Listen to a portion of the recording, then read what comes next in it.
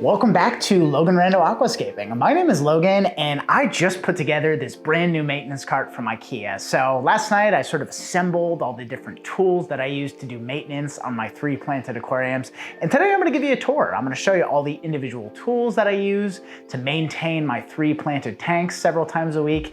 And if you stay tuned to the end, I'm also gonna give you my top secret trick that I use to keep algae at bay in my 3 aquariums. So without further ado, let's dive into the topic. All right, so let's start at the top and kind of work our way down to the bottom, because up top, I want to keep all the things that I'm constantly using when I'm doing aquarium maintenance.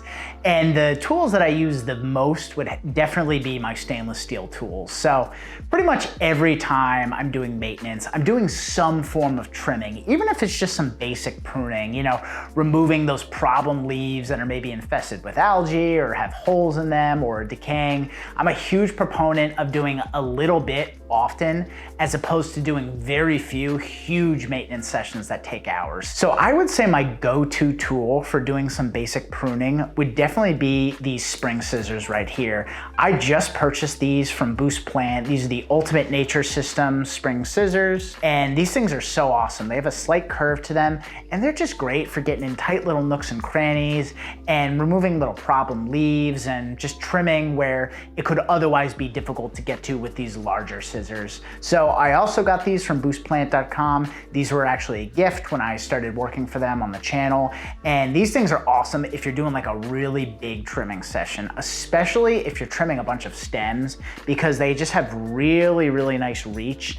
And it's great for like getting into, you know, areas that might be a little bit tricky with a straight scissor because they do have a slight curve to them. These are also awesome for trimming a carpet because of that wave design. So these would definitely be the second most tool that I use. And then next up would be my algae scraper. So this is an Amazon algae scraper. I've had it for a couple of years and this thing is awesome. It came with a bunch of refillable blades. I probably change the blades out every 3 months or so. And I'm pretty much using this thing every time I do a maintenance session. It lets you clean the glass really safely. You just wanna make sure that you don't have any like grains of sand stuck between the razor and the glass, because that's how you'll scratch your glass. And then finally, I have my ADA Pro Pincets. And these are not for everybody because these are very expensive, but these are absolutely godsend. They just changed the game for me. If you're somebody who's planting multiple planted aquariums every single year, these things, they're just so ergonomic. Until you've used kind of lousy pincets and then you switch to these, you may not realize how nice it is to have great tools. But at some point you're paying a premium for the brand, and that is definitely the case here.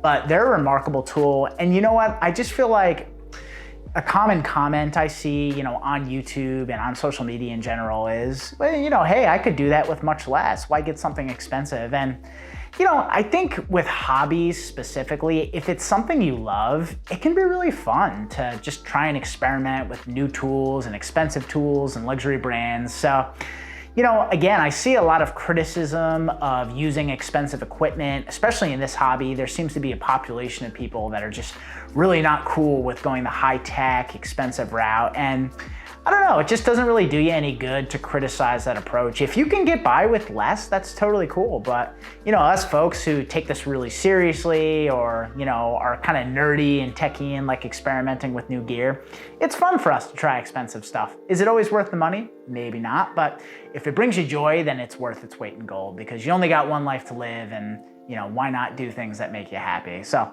that's my soapbox for this video. Let's get back to the tour.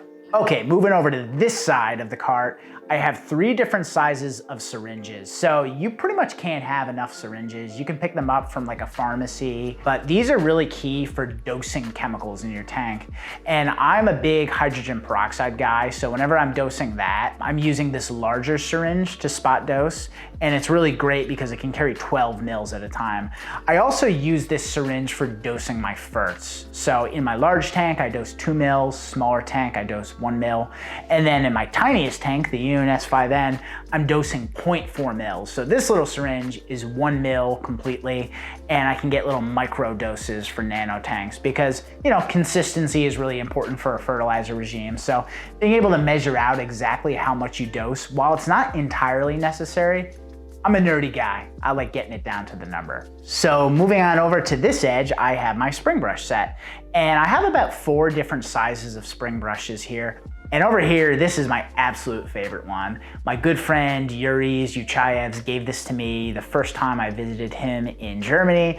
And this is the ADA spring brush. And once again, is it worth the amount of money it costs? Maybe not in a 1-to-1 ratio, but there is a significant difference between this and, you know, a little $5 one on Amazon. So this is primarily the one I use to clean my lily pipes.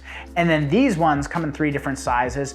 I'll occasionally use these for my super small lily pipes where it's difficult to get into, but I'm mostly using these for like the vinyl tubing since they're a little bit more coarse and could potentially damage the glass tubes. And then on this far end, I have my TDS meter. And this is something that pretty much all planted aquarium keepers, even fish keepers, should have. This tells you how many dissolved solids are in the tank. So it's gonna give you a reading in TDS. I use the parts per million, but you could also measure in microsiemens. And it's gonna tell you how much dissolved stuff is in your aquarium. So keeping planted high-tech aquariums, I like to keep my TDS in the 120 to 150 range. So whenever I do a water change, I'm adding new water and I'm constantly checking the TDS because the water here in Portland is super duper soft, comes out of the tap at 30 parts per million TDS. So that's when I go in and I remineralize with my salty shrimp GH/KH+. And what this allows me to do is once I add in that super soft, low TDS water, add a little bit of this in the tank, and it allows me to get that TDS back up to the ideal 120. This is especially key if you are keeping delicate species like Caridina shrimp that require a very stable KH and a very stable TDS. So I'm on top of that. And then finally on this top rack are my measuring cups. And I had to learn the hard way never to use glass cups around a glass aquarium. I have chipped not 1, but 2 tanks using glass Pyrex cups. So I'm somebody that learns from my lesson, even though it took me 2 chips to learn this time. And I picked up plastic measuring cups from the dollar store. So you really can't have enough of these. I use one of them to catch trimmings. I use a second one to hold on to my floaters when I'm doing maintenance. And then it's good to just have a third one for like a miscellaneous task. Maybe you fill up 1 cup with trimmings and you need a second one. You don't feel like dumping it out. So these are excellent. I always recommend using plastic around the planted aquarium because it's so easy to sort of bump a glass measuring cup into your tank and then you chip it, and yeah, that's pretty heartbreaking when that happens. So can't have enough of these guys. All right, what do you say we get a little bit lower and move to the second rack of my maintenance cart? All right, so welcome to rack number 2 of my maintenance cart. And this is where I keep the things that I definitely use every time, but I don't necessarily need within constant reach. So let's start off with these nets right here. You can never have too many nets when you have a planted aquarium. So I have a larger net. This is typically something I use for, you know, catching fish, catching trimmings, you know, when I need to do some coarse sort of netting in the planted aquarium. And then I have a slightly smaller net. So I think this net is actually made for shrimp. So it has much smaller holes in it. So if you're transferring some fry or some teeny tiny shrimp, this net is gonna get the job done.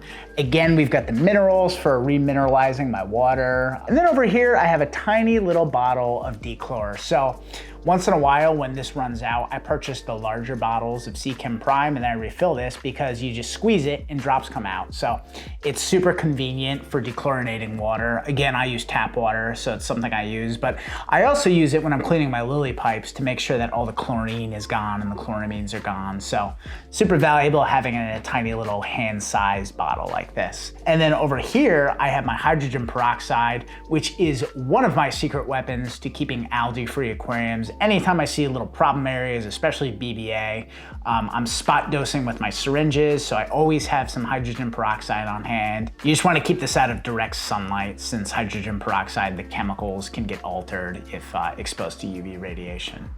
And then over here, I have my top secret weapon for getting rid of algae that I teased earlier in the video. So these are all my different brushes. I have an electric toothbrush, I have just a regular soft bristle toothbrush, And I also have a steel brush that I got on Amazon. And I keep these soaked in hydrogen peroxide. So if you implement this little trick, it adds a little bit of chemical cleaning to all of your course maintenance. So if you're cleaning off your hardscape and you're using that electric toothbrush, by soaking it in some hydrogen peroxide and dipping it back into this container, every 30 seconds or so, you're gonna add a very safe little chemical touch to your brushing and course maintenance that is gonna give you a really, really nice edge. It's gonna get rid of some of the algae and it's gonna prevent further algae from coming back. So this is my secret weapon. I don't know too many people that do this, so feel free to share it with your friends. And if you have success with this, let me know down below in the comments because it has helped me out quite a bit over the years. And then finally, down in this lower rack, I just keep a towel. You can't have too many of these, don't use your significant other's nice towels from Bed Bath & Beyond. This is a super old one that I've had for many years. I typically go through like 1 or 2 of these every time I do a maintenance session. So yeah, that concludes our maintenance tour of my cart. I hope you found this video kind of interesting. I know it's a little bit nerdy and we're talking about like tools of the trade, but hey, that's what's kind of fun about this hobby. We have these little ways to improve and make it more enjoyable and make the maintenance easier. So thanks so much for watching. Let me know down below in the comments what your #1 maintenance tool is, something that I might even be missing on this cart, and who knows, maybe I'll add it. So I'll catch you guys next time. Bye-bye.